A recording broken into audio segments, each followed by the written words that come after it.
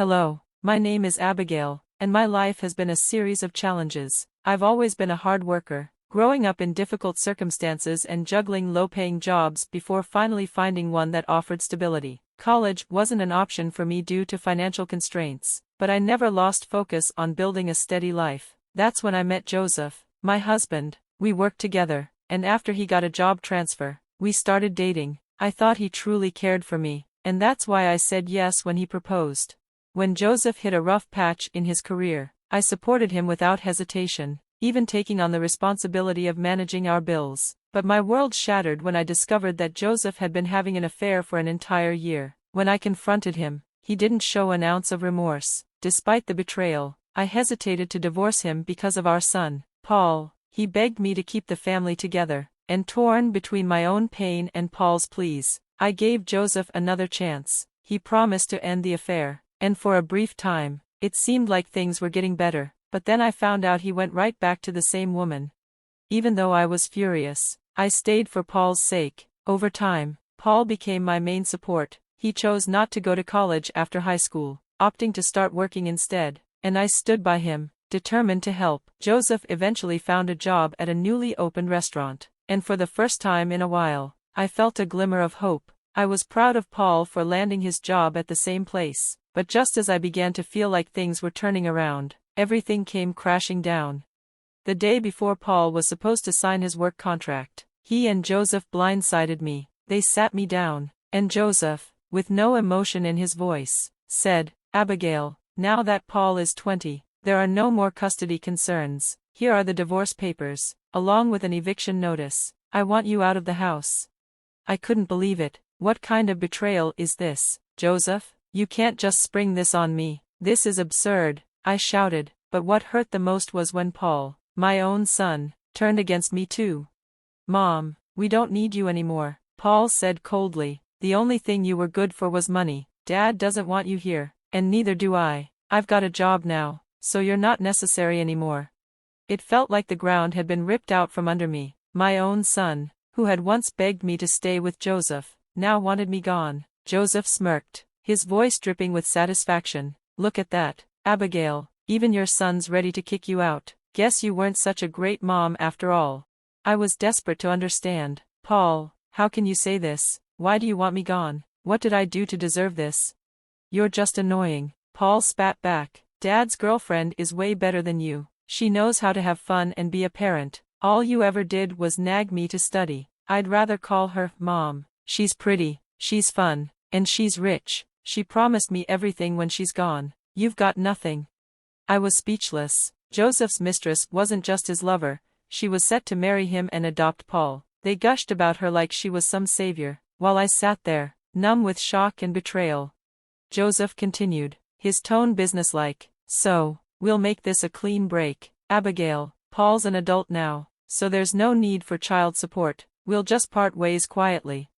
I looked at them, stunned. "Is that all I was to you? Just a paycheck? Am I that replaceable?" I asked, my voice breaking. "I stood by you through everything, Joseph, and Paul. I sacrificed so much for you. Is this what I get in return?" The tears came then, uncontrollably. They laughed, both of them, as if my heartbreak was nothing but a joke. I had always known Joseph was cold, but to hear my own son dismiss me so easily, it was unbearable. For years, I had cared for them, supported them, and now they were casting me aside like I meant nothing. But as they laughed, something shifted inside me. Their cruelty ignited a fire in me. I wouldn't let them define my worth. They thought they could break me, but I'd prove them wrong.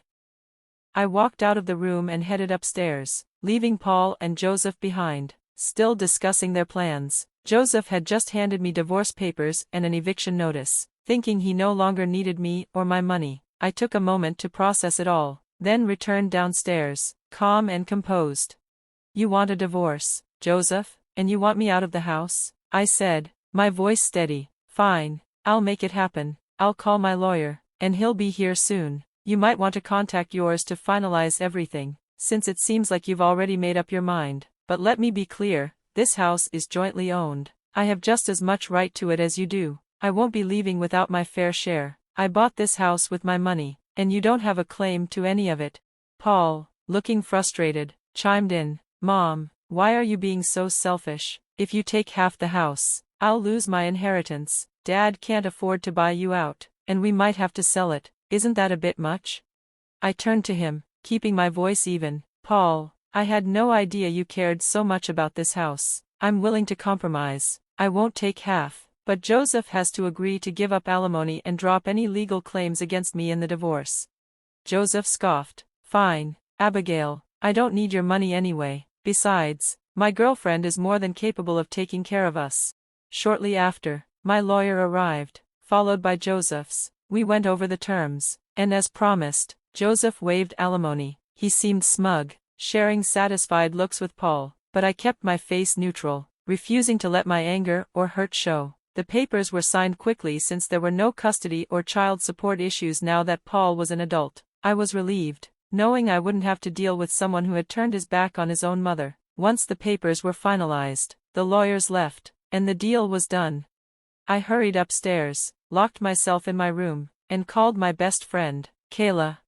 Is it over, Abigail? Did you both sign the papers? She asked, her voice filled with anticipation. Yes, it's done, I replied. Joseph didn't put up a fight. He agreed to let it all go. That's amazing. Just a little longer, and you'll be free. We can finally put all of this behind you, Kayla cheered. I smiled for the first time that day. Exactly. I can't wait to leave this place and be done with Joseph and Paul for good. How about you, Kayla? Have you sorted everything out on your end? Kayla's voice was full of reassurance. Definitely, Abigail. No one gets away with disrespecting my best friend. You've got nothing to worry about. I'm going to teach your ungrateful son a lesson. Just leave it to me at work tomorrow, Kayla promised, her voice filled with determination. Encouraged by her words, I made up my mind to move in with her the very next day. As I packed downstairs, I overheard Joseph eagerly confiding in his secret partner, thrilled about his newfound freedom. Little did they know that their joy would soon turn to regret.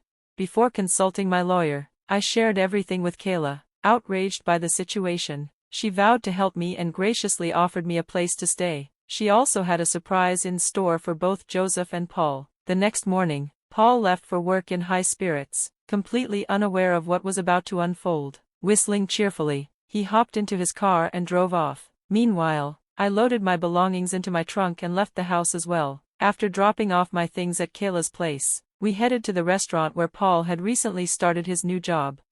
When we arrived, we overheard Paul shouting at the staff. As soon as he noticed us, he fell silent. I greeted him with a smile, asking casually, "Is everything okay here at your new job?" Paul, visibly annoyed, dismissed my question, saying it was none of my business. He explained he was waiting for a meeting with the owner to resolve some issues with the staff. I reassured him that I wouldn't interfere, adding jokingly, "Don't worry, I won't butt in." Paul, still irritated, snapped back, saying it was his workplace, and whatever problems he had were between him and his employer. He told us to mind our own business and declared that he had work to do, unlike us. Kayla and I burst into laughter. Even the restaurant staff struggled to maintain their professionalism. Embarrassed, Paul scolded us for laughing and went on to praise his dad's girlfriend, comparing her favorably to us. He even accused Kayla of gossiping about him with me. Kayla, now composed, smiled slyly and said, "Well, Paul, there's something you should know. This restaurant, it's mine." Paul's face drained of color as the realization hit him. "What? That's not possible," he stammered. "You're just a homemaker. How could you possibly own a place like this?" Ignoring his disbelief, Kayla calmly explained, "When my husband passed away, I inherited a significant amount of money. Instead of sitting around, I invested it, and I bought this restaurant last year. It used to be a small cafe, but I expanded it." Paul, still in denial, accused her of making up the story, but Kayla challenged him. "Ask anyone here, they'll confirm it." Paul glanced around, and to his shock, the staff nodded in agreement. They knew exactly who the owner was. Realizing his mistake, Paul tried to backtrack. "Wow, Kayla, that's impressive. I guess I'll be working for you then."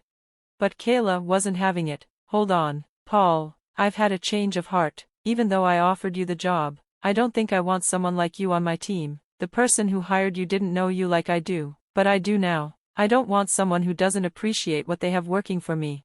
Paul panicked, realizing his mistake. "Wait, Kayla, There's been a misunderstanding. I'm a hard worker. Your team hired me because they saw my potential. I'll do my best, I promise. Kayla remained unimpressed. Paul, I've known you for 20 years. You've never pulled your weight at home, and you've barely gained any real work experience. This job wasn't about you wanting to work. It was about impressing your dad's girlfriend. You've treated your mother terribly, and now you expect me to trust you. Sorry, Paul, but I can't hire you. We didn't sign a contract, so consider the offer withdrawn. I'll find someone else easily. Kayla's words cut through the room like a knife, and the restaurant staff exchanged disapproving glances. Paul, realizing he was losing everything, turned to me in desperation. Mom, why aren't you saying anything? Please, talk to Kayla, tell her I'll do a good job. I stood there, watching Paul plead, but this time, I wasn't going to save him. It was time for him to face the consequences of his actions. Why should I, Paul? I replied, my voice firm. You chose your dad's mistress over me. You're no son of mine. This is your karma, and Kayla's assessment is spot on. I won't interfere. You're ungrateful, and it's hard to trust someone like that. There's no reason anyone should offer you a job. Paul lost his temper, his true self emerging as he started hurling hurtful words at me. His anger was so intense that one of his co-workers pulled out her phone, ready to call for help. Despite his insults, Kayla remained calm. You think you can treat me like this without consequences? Paul shouted. Just wait, I'll find a job, and then my stepmom will buy this place. I'll ruin you. Kayla smiled, unfazed. Do you really believe your stepmom will purchase my business? Oh, Paul, you're quite amusing. She doesn't have a penny to her name. You're as gullible as your dad. She told you exactly what you wanted to hear, and you didn't even bother to check the facts. Your new stepmom is broke, Paul. Paul shook his head in disbelief. That's not possible. You're just jealous because she's prettier and wealthier than you. Kayla's expression didn't change. When I found out your dad was cheating, I told Abigail, and we did some digging. Turns out, your dad's other woman is living off him. She's been pretending to be wealthy, but she's just after his money. Her plan? Make you work, trap your dad into marriage, and then live off both of your incomes. It was like watching lightning strike. Paul stood there, stunned, struggling to accept what we were telling him. Even though everything we said made sense, he couldn't fully grasp it. We encouraged him to investigate for himself, and he left, determined to uncover the truth. In the following days, Paul turned to Joseph, and together they tried to find out more. Unfortunately, they fell for the lies of someone they thought they could trust. While that was happening, I arranged a court date to finalize the divorce, setting into motion our 8-month separation. During that time, Joseph, unable to accept the truth, went ahead and married the woman he'd been cheating with. Under her influence, he even abandoned his own son. Paul, facing one hardship after another, eventually came to me for help. His dad had kicked him out, and with no real work experience, he was struggling to find a decent job. On top of that, he was dealing with threats from his dad's new wife. Desperate, he wanted to reconcile and come back home.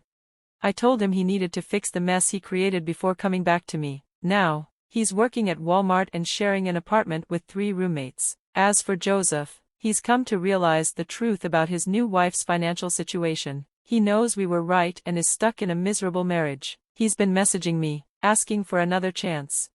I don't plan on giving him that. Instead, I'm considering buying his house, which is on the market, to help clear the debts his new wife racked up on her credit cards. What do you think? I'd really appreciate your input.